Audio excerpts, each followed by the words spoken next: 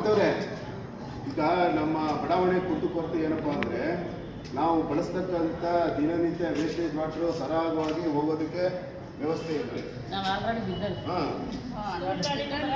ಮೊನ್ನೆ ಮಳೆ ಬಂದು ಬೈಕು ಬಂದಿಲ್ಲ, ನಾವು ರಿಪೇರಿ ಆಗಿದೆ, ಅದು ಮಣ್ಣೆಲ್ಲ ಸಿಕ್ಕೊಂಡು ಇವಾಗ ಇದಾದ್ಮೇಲೆ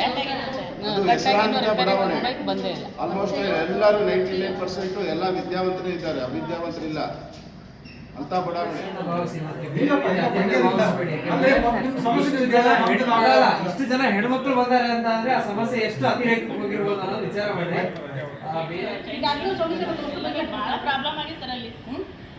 ಈಗ ನೋಡ್ರಿ ಎರಡು ಪಟ ಆಗೈತೆ, ಕಂಪ್ಲೇಂಟ್ ಕೊಟ್ಟಾಗ ಬಂದಿಲ್ಲಿ ನೀವೇನು ಇದು ಮಾಡಿಲ್ಲ. ಸರ್, ಈಗ ನೀವು ಸ್ಪಾಟ್ ವಿಸಿಟ್ ಮಾಡಿ ಏನ್ ಮಾಡ್ಬೋದು ಪಾಸಿಬಲ್ ನೋಡ್ರಿ ಅಂತ ನಾನು ಹೇಳ್ತೀನಿ. ನಿಮ್ಮ ಆನ್ಸರ್ ನೀವು ಹೇಳ್ತಾ ಇರೋದು. ಈಗ ಏನ್ ಮಾಡ್ಬೋದು ಇವತ್ತು ನಾಳೆ ಅವ್ರು ಇಂಜಿನಿಯರ್ ಬರ್ತಾರೆ, ಅವರು ನಾವು ಬರ್ತೇವೆ.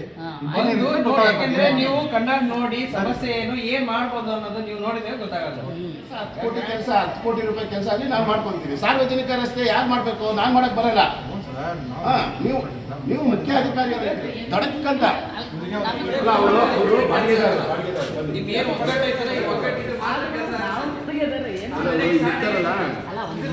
ಸಮಸ್ಯೆ ಇಲ್ಲ ಕೆಲಸ ಆಗೋ ತನಕ ಒಗ್ಗಟ್ಟಿದ್ರೆ ಮಾತ್ರ.